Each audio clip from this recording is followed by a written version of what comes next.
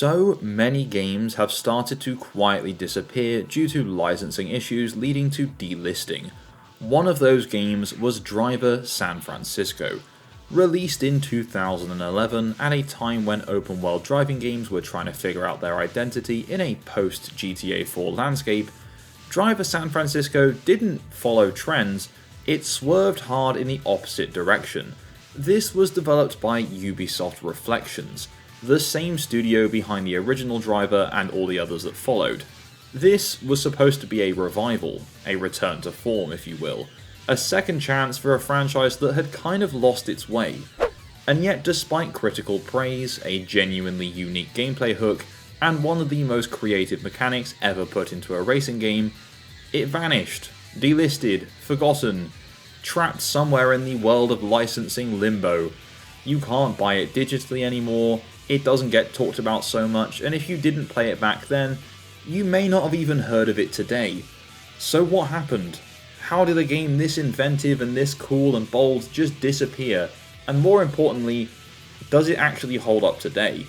So in this video we're diving deep into Driver San Francisco, its divisive premise, its very cool shift mechanic, and why over a decade later it might still be one of the most underrated driving games ever made.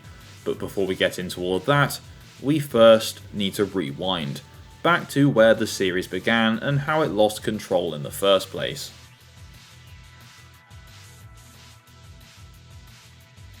So before Driver San Francisco could reinvent the formula, the Driver series first had to lose it. The story begins back in 1999 with the release of the original Driver, of course again developed by Ubisoft Reflections. At the time, this game felt revolutionary. This was a game that didn't just let you drive cars, it made you feel like you were in a 1970s car chase movie. The DNA was unmistakable. Films like Bullet and The French Connection were clearly baked into its design, from the screeching tyres to the emphasis on weighty and very deliberate handling. You played as undercover cop John Tanner navigating the streets of cities like Miami and San Francisco, pulling off missions that were less about racing and more about precision, control, and just a touch of cinematic flair. And that distinction really mattered. While other driving games focused on speed and lap times, Driver was about style. Rather than focusing on winning races, this was a game where you were trying to survive, escape, and also perform, and people loved it. But it wasn't just the concept carrying the game. Technically, for the time, Driver was incredibly ambitious. Fully explorable 3D cities, dynamic police chases, mission-based structure. It was laying groundwork that other games would later refine and expand. In many ways, the original Driver walked so the open world genre could run. The game was very well received critically as well, with the game on PlayStation 1 holding an 87 out of 100 score on Metacritic. So just 1 year later, Driver 2 released and doubled down on that success. It expanded the formula with multiple cities like Chicago and Havana, a larger scope, and most notably the ability to step out of your car.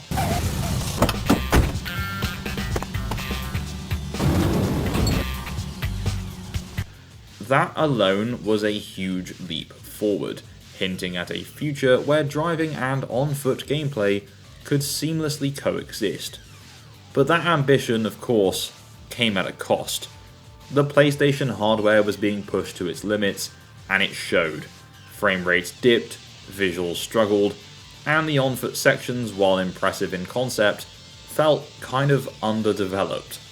Still, you could see what the series was aiming for, and that ambition kept the goodwill alive even if the reviews weren't quite as good. With this game holding a 62 out of 100 on Metacritic instead, so quite a steep step down. But the next game is where things really started to drift. With Driver 3, or Drive 3, I don't know. In 2004, the series attempted to fully embrace the GTA-style formula. This wasn't just a driving game anymore, it was trying to be a full open world crime epic. On paper, it made perfect sense. Cinematic storytelling, licensed music, gunplay, and a globe-trotting narrative across Miami, Nice, and Istanbul. And to be fair, there was something there. The presentation was slick, the tone was confident, and the idea of blending high-speed driving with third-person shooting, of course, wasn't flawed, but execution is everything. The game launched in a very rough state. Clunky shooting mechanics, stiff animations, inconsistent AI, and a long list of bugs dragged the entire experience down into the dumps. Missions could feel frustrating for the wrong reasons, and the shift toward on-foot gameplay exposed weaknesses the series had never needed to confront before. Also, I'm going to be saying shift quite a lot in this video, so I'm going to stop jump scaring you with the Need for Speed Shift game now. Shift. Sorry. Anyway, critically, Driver 3, well, it took a hit, and more importantly, so did players' trust. Whilst the original two were on the PlayStation 1, this was the jump to the next generation on the original Xbox and PlayStation 2 as well as PC, so the main two console versions hold a 56 and 57 out of 100, and the PC version as low as 40 on Metacritic, so definitely nowhere near as positive as the previous two games. And on top of this, there was even controversy surrounding early reviews and putting alleged pressure onto gaming journalists, which definitely didn't help the game's reputation. What should have been the series' defining moment instead became a cautionary tale, a turning point where Driver lost its identity, chasing something that it definitely wasn't. So in 2006, Driver Parallel Lines tried to correct course. Set in a stylized version of New York, it told a revenge story split across two different time periods, which is a really cool concept. You have the gritty 70s and the more modern 2000s. This allowed the game to contrast eras not just visually, but mechanically with different driving styles, atmospheres, and tones. And in many ways it did work. The game was more stable, more focused, and had a clearer identity than Drive 3. Driving felt tighter, progression was smoother, and the narrative, while not exactly groundbreaking, was at least cohesive. It didn't overreach in the same way that the previous game did. But by then, the landscape had changed. Open world games were no longer experimental, they were kind of expected, like the industry norm. Grand Theft Auto 3 had already reshaped that industry years earlier, and subsequent entries like Vice City and San Andreas had only widened the gap. Other franchises were evolving rapidly, refining mechanics, and building massive, living worlds. Driver, which was once ahead of the curve, now felt like it was playing catch-up in a race it literally started. And that's quite a difficult position to recover from, because now the series had kind of lost its identity, its direction, and its purpose.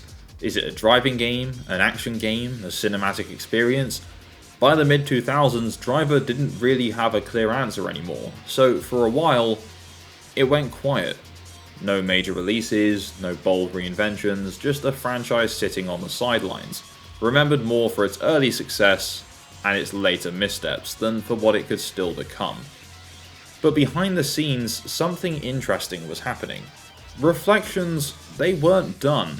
Instead of doubling down on what wasn't working, which is what a lot of studios tend to do, they asked a different question. What if the problem wasn't the execution, but instead the actual formula itself? What if trying to compete directly with GTA was the wrong move? What if Driver needed to go back to what made it special, not by copying the past, but by rethinking it? And in 2011, they came back with an answer that nobody expected. Not a reboot or a clone, but a complete reimagining of what a driving game could be. Driver San Francisco was here to save the series and redefine it.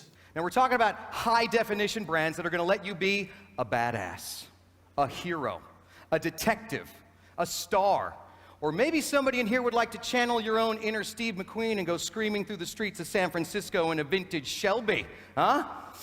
Although, I wonder what this game would have looked like had we released it long ago. Doodle, doodle, doodle, doodle.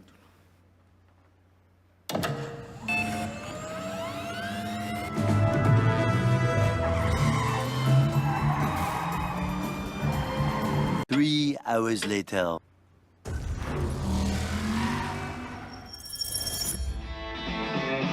So yeah, by the late 2000s, the Driver series definitely had a problem, and Ubisoft Reflections knew it. The open world space they were once competing in, they were now being overshadowed by it. The formula that they had literally helped to pioneer had been refined and expanded and in many ways perfected by other games. Trying to go head to head with that again wasn't just risky really, it was more of a losing battle.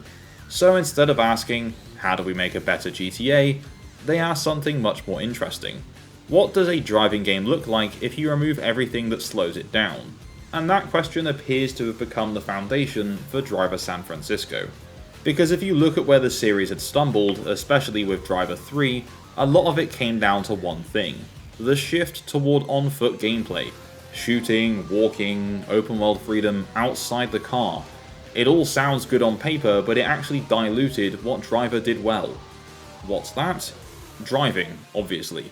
So Ubisoft Reflections made a bold call. They removed it. Not the open world or the story, or even the cinematic ambition. Just the ability to leave the car. And in doing so, they freed themselves to focus entirely on what made the series unique in the first place. That momentum, control, and the feeling of being in a chase. But that decision created a new problem. How do you build a modern open world game where the player is always in a vehicle without it becoming restrictive? And that's where the breakthrough happened. The shift mechanic. On paper, it sounds almost absurd. At any moment, the player can leave their current car and instantly jump into another vehicle anywhere in the city.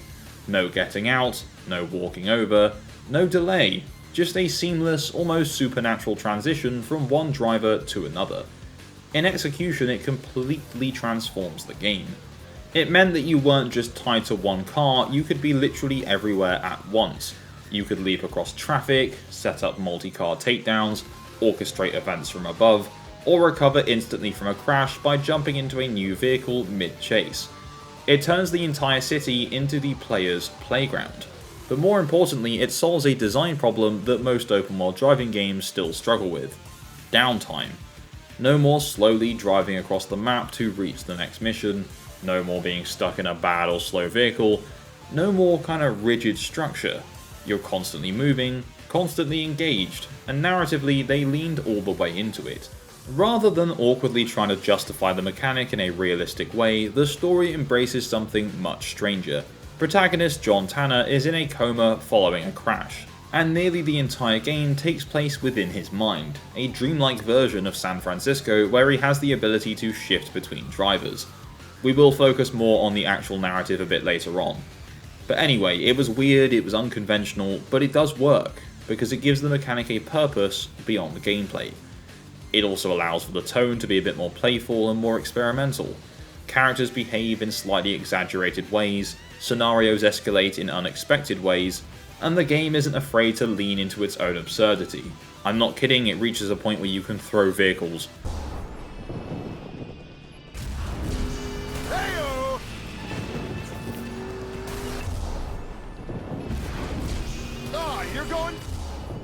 And that creative freedom extends to the mission design. Instead of standard races and checkpoints, Driver San Fran builds scenarios around the shift mechanic itself. You might be managing multiple vehicles at once, protecting targets from different angles, or even setting up traffic collisions in advance. There are still races in the game, but it's not all about speed, it's more about control now. Technically, the game also represented a significant step forward for the team at Reflections. The driving model was refined to strike a balance between arcade accessibility and a sense of weight. Cars felt distinct without becoming overly simulation heavy, and the city itself, which may not have been the largest open world at the time, was dense, readable, and built for flow. All the roads feel like they are intentional, and all the corners feel like they're designed for a chase. And that's really the key to understanding this game as a whole. It's not an open world game that's trying to be bigger or better, it's an open world game that's trying to be smarter, by stripping away what didn't work, doubling down on what did, and introducing a mechanic that fundamentally redefined player freedom. Reflections didn't just slightly alter the formula, they broke it apart and rebuilt it into something entirely new.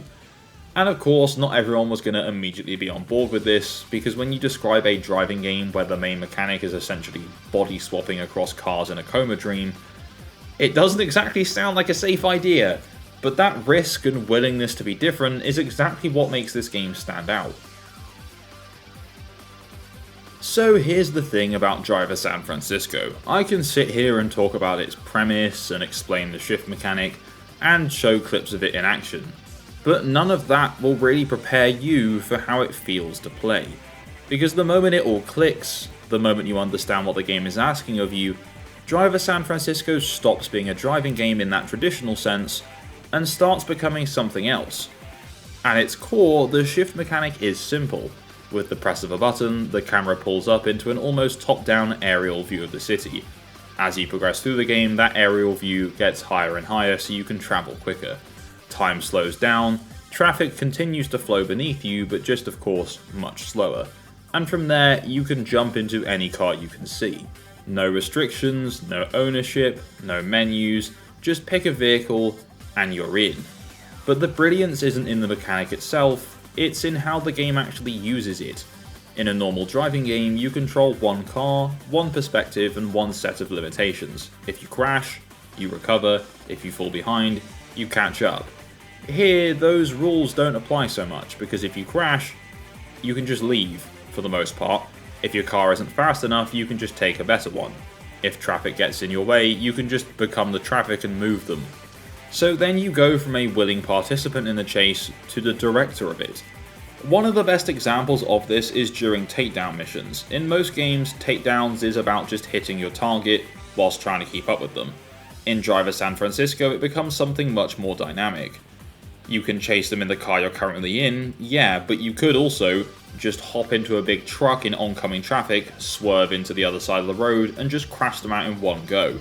And not only that, you can win races that way. You can just take out the opposition just by driving traffic into them, and then you just win by default. That level of control fundamentally changes the pacing of the game.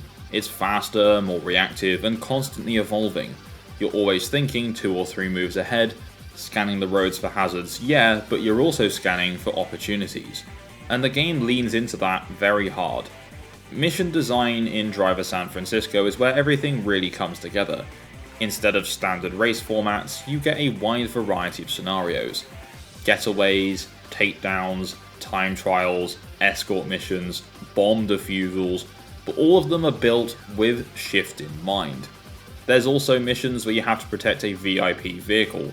In a typical game, you'd follow closely and try and block threats, but here, you're jumping between multiple cars, clearing the road, intercepting attackers, and essentially managing the entire situation at once and playing God. It's chaotic, but in a very controlled and intentional way. And because you're not tied to a single car, the game can demand more from you. It can be faster, harder, and more unpredictable, without ever feeling too unfair. Now of course all of this would just fall apart if the driving itself wasn't good, but thankfully, it is. Driver San Francisco strikes a really satisfying balance between arcade and simulation. Cars have weight, they have momentum, and a sense of grip that makes drifting feel natural without being overly punishing. Different vehicle types like muscle cars, sport cars, trucks, they each have distinct handling characteristics, and learning how they behave becomes part of the strategy. Because when you shift into a vehicle, you're going to have to learn how it feels to drive, and that matters. A poorly timed shift into a slow van during a high-speed chase can cost you. Jumping into a nimble little sports car at the right moment can completely turn things around. So even though you have freedom, there is still decision making involved. You're constantly evaluating that risk versus reward. And then there's the city itself. San Francisco isn't just a backdrop, it's an active part of the gameplay.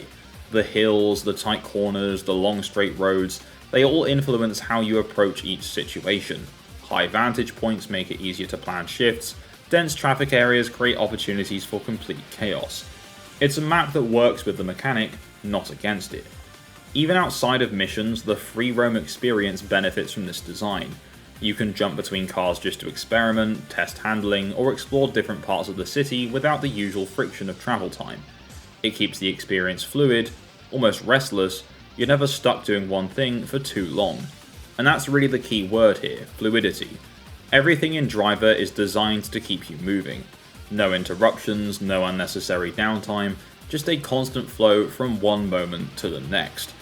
Of course, it's not perfect, that mechanic can be overwhelming at first. The lack of a single main car, outside of the traditional story missions that are in the game where you're in Tanner's car, they can make the progression feel less personal. And if you're looking for a more traditional driving experience, this game is not going to scratch that itch.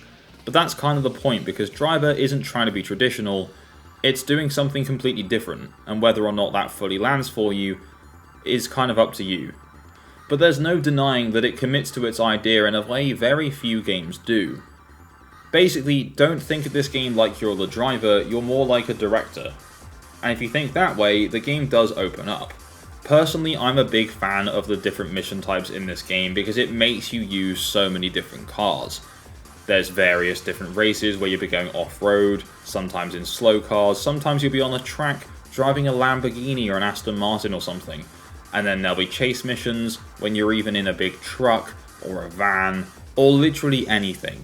I love the variety this game throws at you, and it kept me engaged for the entire time. So let's talk more about that narrative, because the gameplay in Driver San Francisco makes it unique, but the story in this game is what makes that gameplay actually make sense, or at the very least, what makes it work. Because on paper, this is where things do get a little bit strange. Well, really strange. So the game opens with John Tanner, who's the returning protagonist from earlier entries, on the trail of Jericho, a crime lord and again returning antagonist to the series. During a prisoner transport, Jericho escapes, chaos erupts, and Tanner, along with his partner Jones, give chase through the streets of San Francisco. It's classic Driver stuff. High-speed pursuit, tight corners, cinematic energy. It feels like a direct continuation of everything the series was built on. He then ends up in a direct confrontation with Jericho, which results in Tanner and Jones crashing. Pretty hard. Damn! Son of a bitch!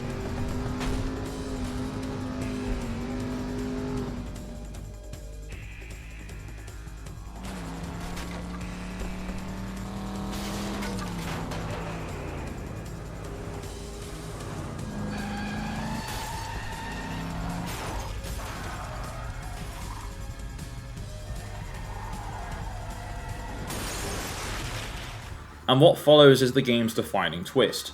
Tanner falls into a coma, and from that point on, almost the rest of the game, aside from like the last mission, takes place inside his mind. Now that concept alone is enough to raise eyebrows. It's the kind of narrative decision that could feel easily like a cop-out, like a primary school child wrote it, and it was all a dream. But Driver does something smart. It doesn't actually hide that absurdity, it fully embraces it instead. Within Tanner's coma, San Francisco becomes a kind of dreamlike sandbox, recognizable and grounded in reality, but with just enough looseness to justify the impossible. This is where the shift mechanic gets its narrative backing. Tanner's consciousness can jump between drivers, effectively possessing anyone on the road, and crucially, the game treats this as normal. Tanner reacts to it with confusion at first, questioning what's happening, trying to rationalize it, but over time he adapts and accepts the rules of this world, even as they get weirder and weirder. And that gradual acceptance mirrors the player's experience almost perfectly. At first you'll start out skeptical, then you'll be curious, and eventually you will be completely on board. A big part of why this works comes down to the characters, especially Tanner himself. He's not written as a brooding, hyper-serious action hero, instead there is a dry wit to him, a slightly self-aware edge. He questions things, makes offhand remarks, and occasionally acknowledges just how bizarre his situation actually is. I've got a reputation in this town, Gary. I can't be seen in a beat-up ride. Yeah, I'm sure you've got a reputation. That tone carries through much of the game's dialogue. There's a surprising amount of humour here, not in a loud over-the-top way, but in smaller, character-driven moments.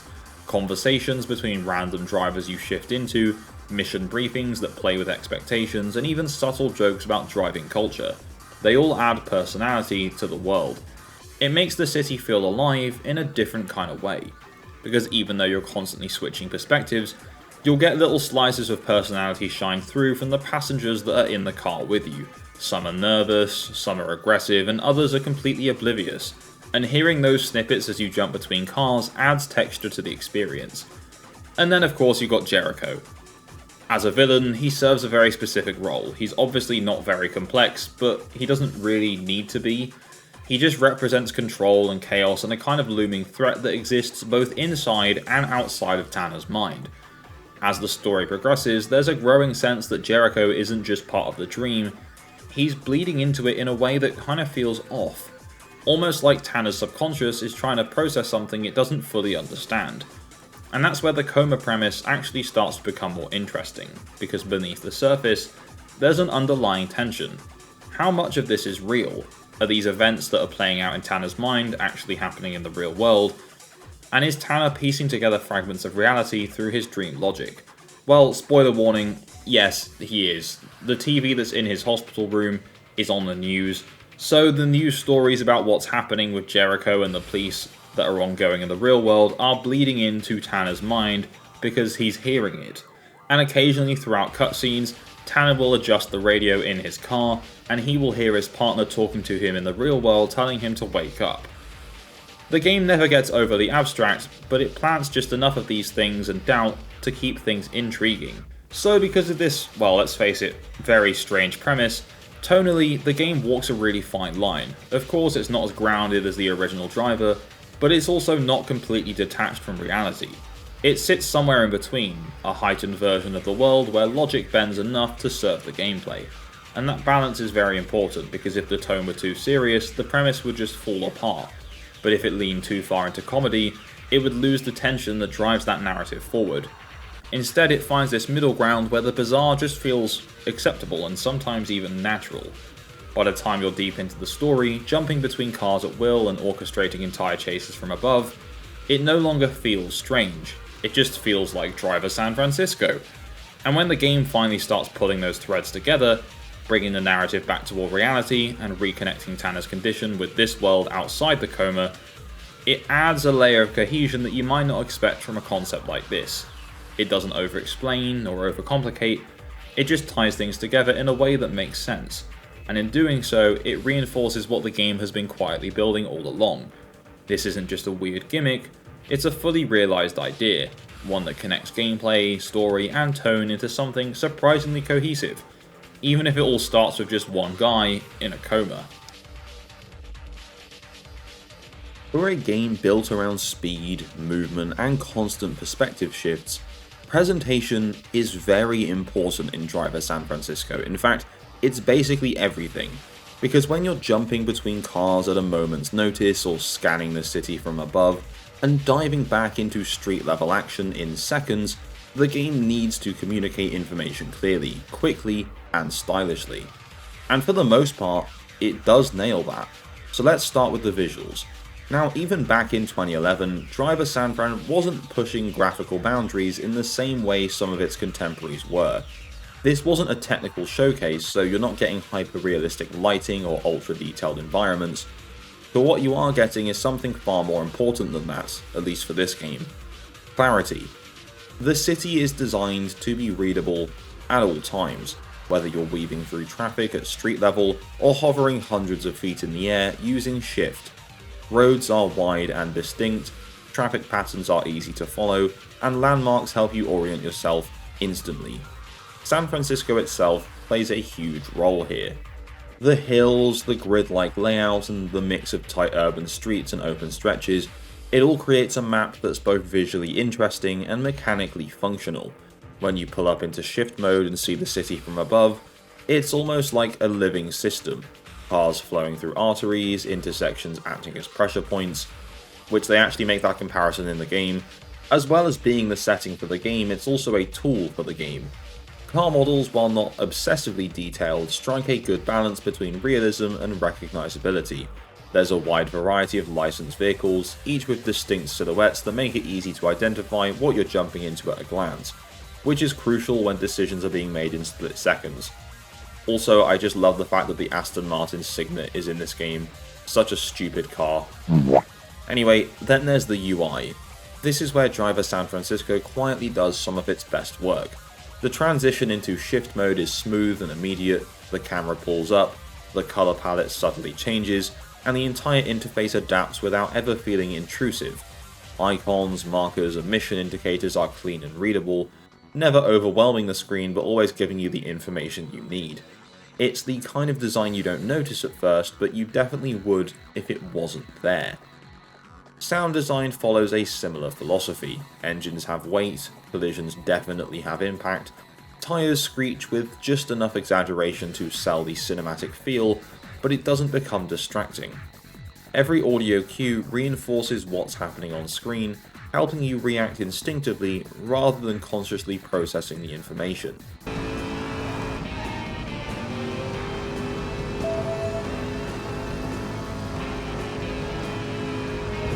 Let's try and keep this heap in one piece, okay? 2 tankers and 1 of me. I've beat worse odds. But the real standout here, the thing that ties everything together, is the soundtrack. Instead of going for a modern chart-driven playlist, the game leans heavily into a retro-inspired selection of funk, soul, and classic rock. It's a deliberate choice, and it works very well because it connects directly back to the series' roots. Those original Driver games were heavily inspired by 70s car chase films, and the soundtrack here feels like a continuation of that DNA. Tracks kick in during high-speed chases, amplifying the energy, making even routine missions feel like set pieces from a film. It gives the game an identity and a vibe. And that cinematic tone extends beyond the music, because the camera work during the mission cutscenes often mimics film techniques. Low angles, quick cuts, dramatic framing. Even outside of scripted cutscene moments, the way the camera follows your car, reacts to crashes and reorients during the shift transitions adds a layer of visual storytelling. It is subtle, but it's also very effective. And then there's the overall atmosphere. Despite the surreal premise, Driver San Francisco still feels grounded in its world. Traffic behaves believably, sometimes annoyingly to be honest, which is also believable. Pedestrians exist at the edges of the experience, and the city has a consistent rhythm to it. It doesn't feel like a static map, it feels like a place that continues moving, whether you're interacting with it or not. And that's important, because the shift mechanic relies on the idea that the world is always in motion. If the city felt artificial or lifeless, the entire system would basically fall apart. But because everything is constantly flowing, it creates this illusion that you're tapping into something larger, something that's already ongoing. Of course, not every aspect has aged perfectly. Character models in cutscenes can look a bit stiff by modern standards, especially because sometimes these cutscenes change very quickly between in-game models to CGI models. But this is a 15-year-old game, so we'll let it go. Those issues rarely impact the core experience anyway, because the game is almost always pulling your attention back to the road, to the movement, or the next decision. And that's where the presentation succeeds most. It knows what matters. So here's where the story takes a bit of a frustrating turn, because for all the creativity, all the ambition, and all the critical praise that Driver San Francisco received, it's no longer easily accessible. In fact, unless you already own a physical copy, or managed to grab it digitally years ago, you can't just go out and buy it today. It's been delisted, quietly as well.